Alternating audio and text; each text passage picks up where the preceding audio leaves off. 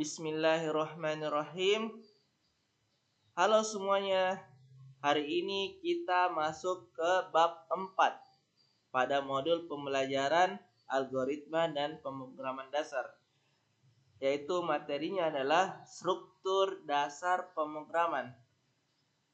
Teman-teman bisa baca langsung di modulnya, tapi pada video kali ini saya akan menjelaskan 3 hal. Yang pertama adalah tentang alur pemrograman, alur eksekusi pemrograman pada bahasa Python. Di sini tertulis itu program akan mengeksekusi dari baris pertama dulu. Aplikasi itu akan dieksekusi dari atas ke bawah, dari yang pertama dulu, kemudian yang kedua, dan seterusnya. Pada contoh program menghitung luas persegi panjang sebelumnya, di situ yang paling pertama dieksekusi adalah input masukkan panjang.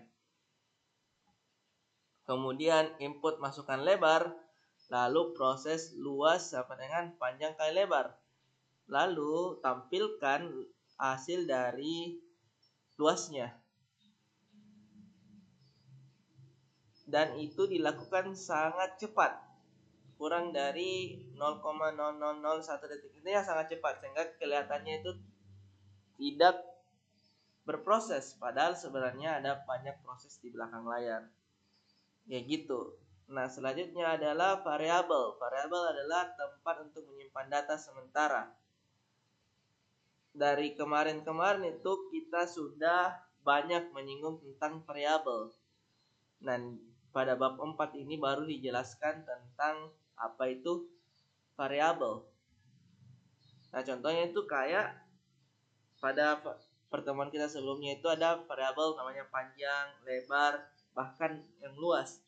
Panjang itu untuk menyimpan hasil inputan dari user. Lebar juga seperti itu. Sedangkan luas itu tempat penyimpanan hasil operasi panjang kali lebar. Dan variabel itu setelah disimpan bisa digunakan berulang-ulang.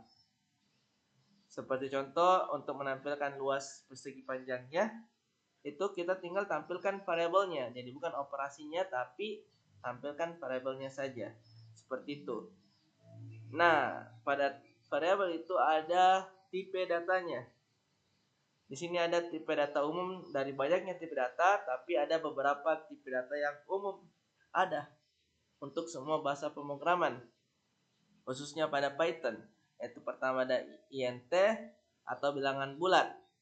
Contohnya itu ada 20, -5, 100. Ada float atau bilangan pecahan atau desimal. Itu contohnya 3,14, 0,5.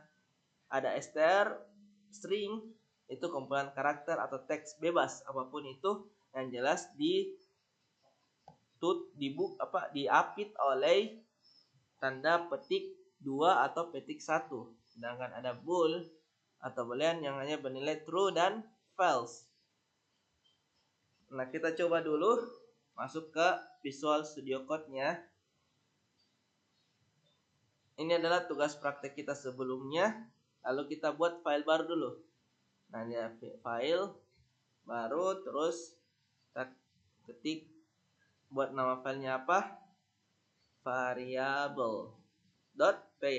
Ingat .py atau .py untuk menunjukkan bahwa kita menggunakan bahasa Python. Lalu kita bisa tulis di sini misalnya adalah nama. Nah, nama itu terdiri dari karakter. Kira-kira menggunakan variabel apa? Kira-kira menggunakan tipe data apa? Cocok itu kita menggunakan str atau string, yaitu dengan apit karakternya dengan tanda petik. Mau petik 2 atau petik 1. Asalkan jangan yang pembukanya petik 2 dan penutupnya kutip 1 itu salah, error. Tapi ketika pembukanya kutip 2, maka penutupnya harus petik 2 juga. Kita tulis misalnya namanya itu Ahmad. Lalu umur umur itu menggunakan angka, berarti tipe datanya adalah integer. Contoh adalah umurnya 15. Lalu di sini tinggi badan. Nah, kalau membuat variabel dengan nama dua kata itu pisahkan dengan underscore. Jadi tinggi badan sama dengan misalnya 165, nah kalau koma itu bukan pakai koma tapi titik. 165.8 itu artinya 165,8. Terus di sini pertanyaan boolean itu atau yang isinya itu cuma true atau false. Nah, kita bisa tulis sini apakah sudah makan. Nah, sudah makan. Kalau sudah kita tulis true. Kalau belum kita tulis false. Tapi karena Ahmad itu sudah makan, jadi kita tulis true. Nah, kita coba buktikan kalau tipe datanya itu apa. Kita ketik print, lalu kita tulis type, baru misalnya nama. Nah, kita jalankan. Kira-kira nama itu tipe datanya apa? Yaps, yaitu tipe datanya Esther. Selanjutnya untuk kita copy dulu, baru kita paste. Untuk umur kira-kira apa? Kita coba dulu semuanya. Tinggi badan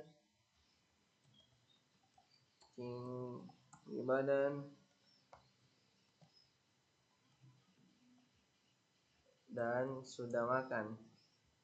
Kita coba run. Nah, nama itu dia STR, umur itu INT, tinggi badan itu float, dan sudah makan itu ball.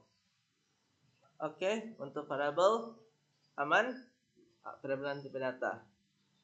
Nah, variabel itu bisa dilakukan operasi dasar dalam pemrograman. Contohnya, kita buat sebuah variabel namanya A adalah 10 dan B itu sama dengan 11, maka kita bisa tampilkan 10 ditambah A ditambah B sama dengan, kita coba jalankan, 21.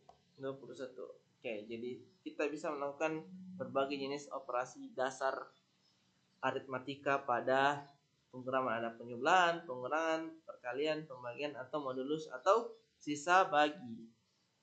Kayak gitu. Nah, selanjutnya adalah array. Array itu apa? Adalah kumpulan data dengan tipe yang sama yang disimpan dalam satu variabel. Nah, contohnya di sini. Jadi ciri-ciri dari array itu adalah kurung siku. Misalnya di sini array, kita buat array namanya buah. Nah, buah apa favorit kamu? Yaitu pertama misalnya pisang, kedua ada apel, selanjutnya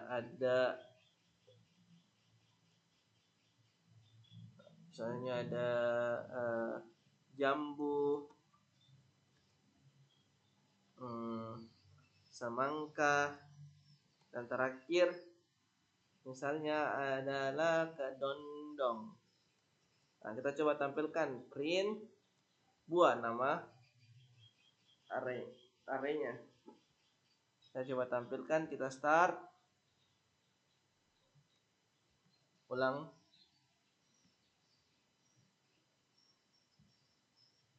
Kita start dulu.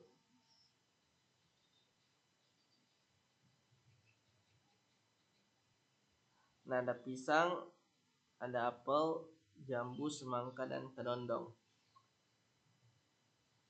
Oke. Kita bisa selain daripada membuat array, kita bisa mengakses, mengubah, dan menambah serta menghapusnya. Jadi untuk mengakses, kan ini array itu ada namanya index. Nah, index itu adalah kunci. Jadi misalnya untuk mendapatkan nilai pisang ini itu dia dimulai dari 0. Jadi 0, 1, 2, 3, 4. Jadi indeksnya itu kalau pisang adalah 0, apel itu 1, jambu 2, semangka, kedondong. Jadi kalau teman-teman disuruh untuk tampilkan cuman data semangka, maka kita bisa mulai ini 0, 1, 2, 3. Maka semangka itu ada di indeks ke-3. Kita coba tampilkan. Nah, ada semangka. Begitu pula kalau saya ganti indeksnya. Jadi indeks itu kita tulis dulu nama arraynya, lalu kurung siku, lalu angka indeksnya. Jadi dari 0, mulai dari 0 ya, indeks itu dimulai dari 0. Seperti pom bensin dimulai dari 0. Terus selanjutnya kalau kita mau tambah, kita bisa ketik buah, lalu ada di situ append itu tambah di belakang ya. Misalnya apa? Nanas. Jadi lalu kita coba print buahnya secara keseluruhan. Jadi kalau tidak pakai kurung siku seperti ini, hanya buat to, berarti itu buahnya tampilkan adalah arraynya. Kita coba. Nah, di array pertama itu, sebelumnya saya coba copy dulu biar dilihat perbedaannya. Jadi ada sebelum ditambah dan sesudah ditambah. Nah, yang pertama di sini kedondong. Cuma sampai kedondong, tapi setelah ditambah bertambah nanas. Kayak gitu. Nah, selanjutnya, sebelum itu kita juga sebenarnya bisa merubah nilai di dalam arraynya. Misalnya kayak yang kedondong tadi, yang semangka tadi itu kita mau rubah menjadi markisa. Misalnya di bawah ya di sini. Jadi kita mulai buah, baru indeks ke berapa? Semangka tadi itu di indeks ke-3 sama dengan, nah kita bisa langsung rubah seperti ini, sama seperti mendeklarasikan sebuah variabel atau menginisiasi sebuah variabel. Misalnya kita ganti menjadi markisa.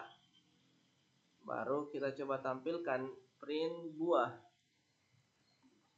Kembali. Coba start. Nah, yang di atas di sini sebelum dirubah itu indeks ke-3 0, 1, 2, 3 itu ada semangka, tapi setelah dirubah menjadi markisa. Oke, selanjutnya kita coba hapus. Cara hapus adalah kita ketik dulu arraynya lalu titik, baru remove. Apa yang mau di remove? Misalnya adalah markisa yang kita remove. Lalu print buah. Coba lihat.